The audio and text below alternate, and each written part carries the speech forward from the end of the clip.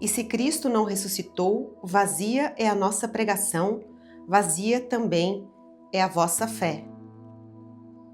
Acontece mesmo que somos falsas testemunhas de Deus, pois atestamos contra Deus que ele ressuscitou a Cristo, quando de fato não ressuscitou, se é que os mortos não ressuscitam.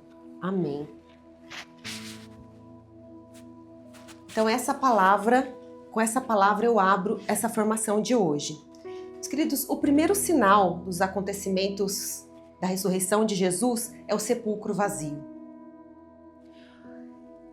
Os evangelistas, eles relatam que várias pessoas foram até o sepulcro e encontraram o sepulcro vazio. Porém, o sepulcro vazio, a gente não pode dizer que é uma prova direta da ressurreição de Jesus. Não é? O sepulcro poderia estar vazio por outras questões. Porém, quando o evangelho fala das faixas de linho deixadas no chão, quando o sudário que envolvia o rosto de Jesus estava ali num lugar à parte, esses momentos despertam a fé na ressurreição. Então, os acontecimentos mais decisivos são as diferentes aparições de Jesus ressuscitado a pessoas que tinham intimidade com ele. Então, uma das provas da ressurreição, o que eu quero falar com vocês é sobre a ressurreição de Jesus ser um fato histórico, certo? Então, quando a palavra ela garante para nós que Jesus ele apareceu às pessoas que tinham intimidade com ele. Ele apareceu para Maria Madalena quando ela estava ali no horto, apareceu a outras mulheres também que foram procurar Jesus. Jesus apareceu para outras pessoas que estavam no caminho, pessoas que estavam pescando, enquanto as pessoas faziam refeições. Quero que você pegue a palavra em Marcos 16, 12. Muito interessante essa palavra. Marcos, né? Marcos 16, 12. Isso.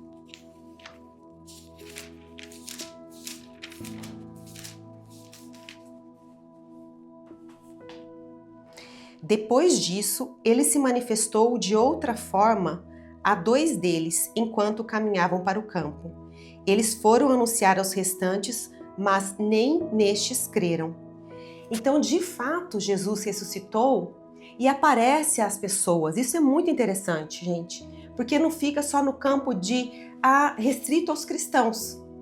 Os cristãos acreditam que Jesus ressuscitou. Não. Existem provas históricas da ressurreição de Jesus. Jesus, de fato, apareceu para as pessoas. E essas pessoas foram as pedras que Jesus usou na fundação da sua igreja. É muito importante, porque a ressurreição é a base da nossa fé. Então, o corpo autêntico e real de Jesus, ele tem propriedades novas. Ele é um corpo glorioso. É um corpo que não está situado no tempo e no espaço. Olha que interessante, gente. Jesus, que sempre foi um homem que levou a pessoas a experimentar liberdade espiritual. É um homem que dizia, a lei diz isso, mas eu vos digo. Alguém que ousou, né? Olha, vou trazer aqui, né, aquela mulher do fluxo, a passagem da mulher do fluxo de sangue. Olha, a lei diz que nós devemos apedrejar tais mulheres. Jesus, sem falar da lei, fala, olha, então quem estiver sem pecado, atire a primeira pedra. Então Jesus é um homem que ele vai além. Ele vai além. E então um homem que vivia essa liberdade espiritual e que impressionava os discípulos, aqui Jesus ressuscitado, ele se torna livre de uma forma diferente. Ele pode estar presente aonde ele quer e quando ele quer. Porque ele tem um corpo glorioso. Gente, isso tudo são mistérios, né? Porque ao mesmo tempo que é um corpo que não pode ser retido. Quando Jesus aparece para Maria e chama ela docemente pelo nome Maria e ela reconhece que é Jesus, Maria tenta o quê?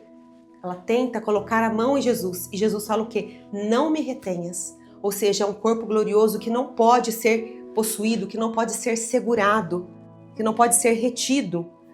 É uma humanidade que pertence exclusivamente ao domínio divino de Deus, né? Divino do Pai. Então, ele é soberanamente livre de aparecer como ele quer. Ele apareceu na aparência de um jardineiro para Maria. Ele apareceu com um aspecto diferente na palavra de Marcos 16:12 que nós lemos.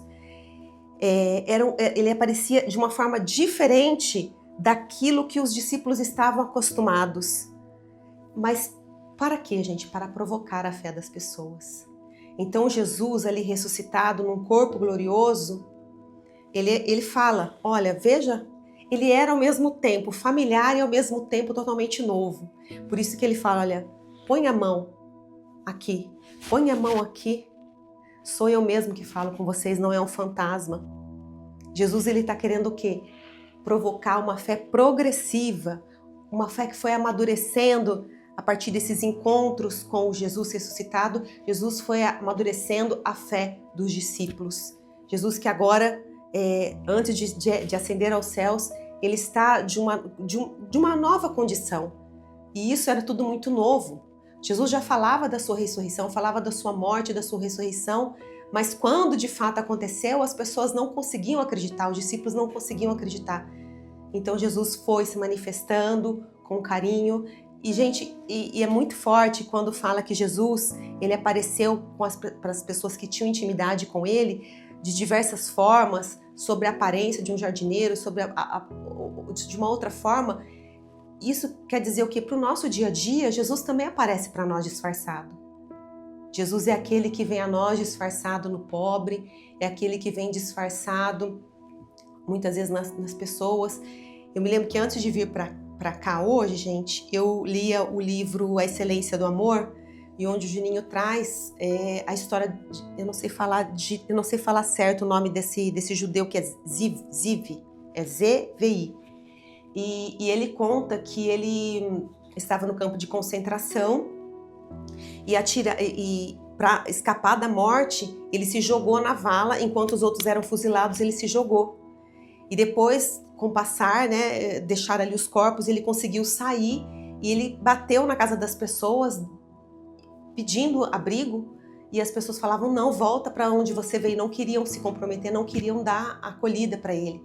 E aí conta, no livro Juninho conta que ele foi para a floresta e ele, quando se apareceu, ele falou assim, olha, para uma mulher que estava ali vivendo naquela casa e falou assim, eu sou Jesus. E pediu para que ele acolhesse ela. E ela acolheu e deu comida e roupa para ele por 3 dias. Então, o Jesus ressuscitado também, eu estou falando de Jesus ressuscitado concretamente, né, de uma maneira histórica, mas no dia a dia também Jesus é aquele que aparece para nós sob a aparência do pobre, sob a aparência daquele mais fragilizado, daquele sem condições, muitas vezes, de vida e que precisa, e é Jesus. É Jesus que nasce humilde na manjedoura e que foi ali, né, aquecido pelos animais. Jesus, ele quer ser acolhido para nós na existência do nosso dia a dia mesmo, do nosso dia a dia, né? Que nós assim sejamos sensíveis para perceber esse Jesus que chega até nós. Bom, voltando um pouquinho agora para falar um pouquinho da realidade histórica da ressurreição. Então, como eu dizia, a ressurreição ela não é um mito ou ela não é uma ideia, ela é um fato histórico, é um fato real, testemunhado pelos apóstolos. Em 1 Coríntios 15, 6, diz o seguinte: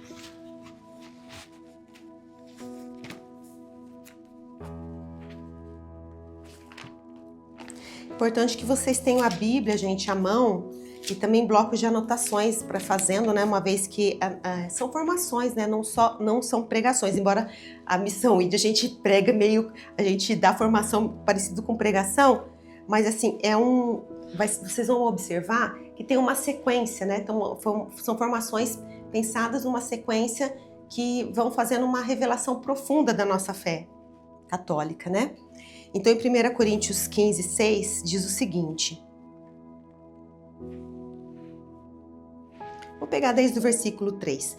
Transmiti-vos em primeiro lugar aquilo que eu mesmo recebi.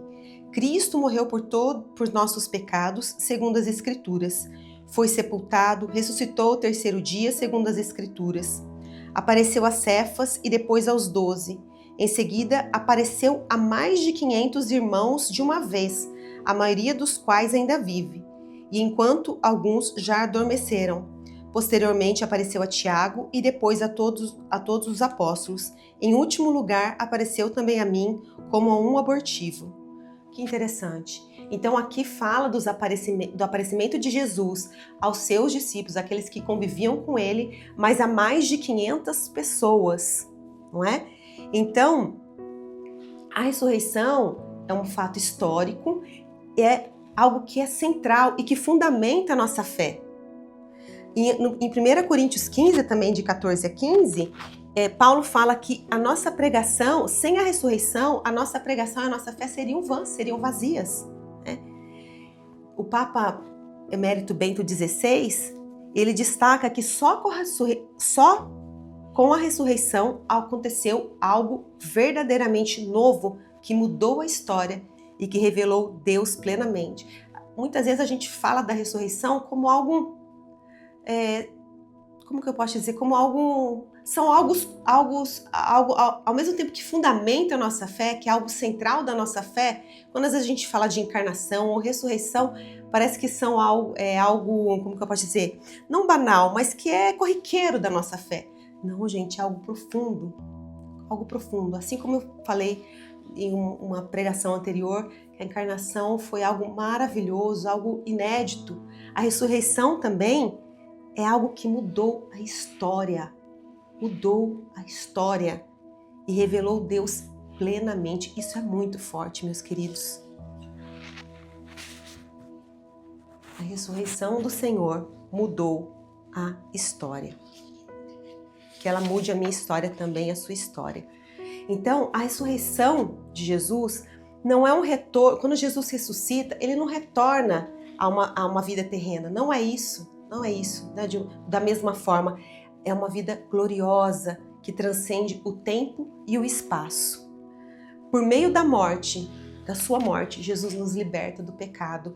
Por meio da sua ressurreição, Jesus nos abre para uma nova vida. Amém? Uma vida onde a gente participa da graça, onde a gente é adotado como filho de Deus. A ressurreição de Jesus é a garantia da nossa própria ressurreição e de que nós teremos a vida eterna. Então, gente, isso é fantástico, porque antes da ressurreição de Jesus, a palavra fala que o salário do pecado é a morte. Não havia solução para nós. Havia aquele abismo intransponível, como eu dizia na pregação, na formação anterior. Mas Jesus ressuscitado, ele garante não só a ressurreição dele, a nossa própria ressurreição e a vida eterna para nós. Jesus fala em João, eu sou a ressurreição e a vida. Aquele que crê em mim, ainda que esteja morto, viverá. E aquele que vive e crê em mim, jamais morrerá. É isso que ele fala para Marta. Você crê nisso? E aí a minha pergunta também, você acredita nisso? Então, quando nós nos apropriamos, quando nós cremos na ressurreição de Jesus, nós cremos nele, nos é assegurada a nossa ressurreição também. E eu quero fazer uma pergunta muito importante. Não sei se você já pensou sobre isso. Quais as duas heranças que Jesus ressuscitado deixou para os discípulos e deixou para nós? Deixou não só para os que conviviam com ele, mas para os discípulos de todos os tempos. Então quero falar para você sobre essas duas heranças e que você se aproprie dela. A primeira herança é a esperança. A segunda herança é a nossa missão. Não são simples sentimentos. A esperança, ela não é um sentimento. É uma dimensão profunda da nossa identidade enquanto cristãos. Quando nós recebemos a esperança como dom gratuito de Deus, nós somos capazes de caminhar firmes na fé, apesar de todas as adversidades, todas as tempestades da vida. E quando nós caminhamos nessa esperança, essa esperança produz em nós o senso de missão. Então, nós somos enviados para levar essa mesma esperança que habita em nós, levar essa mesma esperança para as outras pessoas. Então, quando eu meditava sobre isso, eu imaginava a esperança como uma lâmpada. É igual você estar num lugar escuro e que você precisa de luz para caminhar. Então, nosso mundo, padecemos muito sofrimento, né, gente? Aqui a gente caminha nesse mundo, temos as alegrias, temos, mas temos as dificuldades. Quando a gente vê alguém que a gente ama sofrendo, quando a gente vê alguém que a gente ama adoecido, né? Enfim, ou simplesmente de olhar o nosso mundo hoje como está, né? Guerra em vários lugares, aí no Oriente Médio, tantas guerras acontecendo, e como falar de fé, e como viver a nossa fé, e como falar de esperança, muitas vezes num mundo tão difícil. Então, estar nesse mundo é como estar num mundo escurecido, muitas vezes escurecido. Mas o que nos faz caminhar e encontrar sentido para a nossa vida é essa esperança. Essa esperança que é um dom recebido de Deus, a partir do momento em que você acredita, que você se coloca, né, nesse movimento de oração, de receber, de comunhão com Deus. E aí essa esperança, ela é transformada em missão. Então essa luz que está em você, você é capaz de levar aos outros, para iluminar a vida dos outros também e dar sentido à vida das pessoas. Quando Jesus ressuscita, ele não só consola os discípulos, dando-lhes a paz. É tão linda aquela passagem no Evangelho onde fala que eles estão ali presos, amedrontados. Era assim que eles estavam. E Jesus se apresenta no meio deles e fala o quê? A paz esteja convosco. Mas Jesus não somente quer dar a paz e consolar os seus discípulos. Todas as vezes que a palavra de Deus fala das aparições de Jesus ressuscitado, na sequência existe o quê? Jesus enviando os discípulos para a missão e de pregar o evangelho a toda criatura. Então essa experiência com Jesus ressuscitado transforma, nos tira da condição de discípulos para apóstolos, para enviados. Amém? Então, quando Jesus ele ordena, ele não está só falando, ele fala, ide por todo o mundo e fazer discípulos em todas as nações. Essa ordem, ela transforma esse pequeno grupo, como eu já disse, de discípulos em apóstolos. Para quê? Para levar a boa nova que Jesus está vivo, que ele tem um nome que está acima de todos os nomes e que não existe outro nome ao qual devamos ser salvos, que é o nome de Jesus, se dobra todos os joelhos no céu, na terra e nos infernos. E toda língua é capaz de confessar que Jesus Cristo é o Senhor, diante do nome de Jesus. Então, meus amados, não é possível assumir a nossa missão sem antes se encontrar com Jesus vivo. Então a ressurreição de Jesus, ela possibilita, só ela é que possibilita a missão. E é isso que essa formação de hoje quer provocar em você. Que você... Como está a sua vida? Como está a sua vida de oração? Como está a sua espiritualidade? Não existe como estar em missão, como ser enviado, se você não fizer a experiência do Senhor. É preciso fazer essa experiência todos os dias. Não é uma experiência que te trouxe a sua conversão lá atrás. Não, ela precisa ser atualizada todos os dias. É isso que mantém viva a nossa fé e a nossa esperança. Os primeiros discípulos, eles se tornaram testemunhas eficazes porque eles tocaram no Senhor ressuscitado. Então eles passaram do medo, da angústia, da dúvida e da vergonha para ser anunciadores destemidos da ressurreição do Senhor. Amém? Então é isso que essa formação quer provocar em você, que você ao final dessa pregação, você desligue o aparelho e você se coloque em oração e fale, Senhor, eu quero. Se existe falta de desejo no seu coração, às vezes a gente vai se perdendo, gente, no caminho. Não foi só Pedro que se lançou ao lago para pescar. Não foi só com os apóstolos. Isso acontece no nosso dia a dia, na batida do nosso dia a dia. né? Por causa do trabalho, das tantas coisas que nós fazemos, nós vamos nos perdendo a visão da missão. E o Senhor quer nos levantar como uma comunidade poderosa no Espírito Santo, que sabe da sua missão de evangelizar, de levar o fogo do amor, da misericórdia e do avivamento a partir da experiência que faz em comunidade, a partir da experiência pessoal também com o Senhor Jesus nas nossas orações pessoais. Amém? Esse é o nosso carisma que nos leva a viver, a exercer a missão com esse ardor. Esse ardor missionário, gente, que lateja no nosso coração, ele brota dessa esperança, ela brota da experiência do Jesus vivo e ressuscitado. Vamos caminhando já, né, para o final dessa formação. Vale a pena dizer que a esperança, eu já dizia, né, que ela não é um sentimento. Ela não é um otimismo vazio. A gente pode ser otimista não é ter esperança. Não. A esperança, ela é uma virtude teologal. É a certeza de que a nossa vida ela tem sentido. Então é uma graça de Deus. E a missão, como eu já dizia, ela nasce dessa esperança. Meus amados, eu estou lendo aqui, sem perceber, eu acabei falando tudo já, né? Já falei da conclusão, basicamente, que eu tinha preparado para falar com vocês. Então, é isso. É isso que essa formação, é isso que essa série de formação quer ser para nós.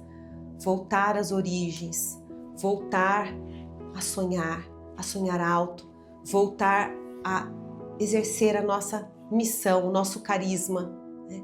Não ficar... Não, a missão Ídia é avivando as nações. Avivando as nações. Que você se alimente dessas formações. Que você busque o Senhor Jesus, aquele que se encarnou, que ressuscitou, que morreu por nós e que ressuscitou para nos dar uma missão sublime. Amém? De levar o Evangelho como ele fez durante todos os seus 3 anos de evangelismo enquanto homem aqui na terra. Que o Senhor Jesus nos abençoe e nos guarde, que o Senhor Jesus apareça para nós das diversas formas que Ele quiser, nas surpresas do dia a dia, e nos surpreenda e desperte em nós a esperança, que desperte em nós a esperança que leva em nós a consciência da missão. Amém? Amém. Louvado seja o nome do nosso Senhor Jesus Cristo, para sempre seja louvado. Fique com Deus e até a próxima formação.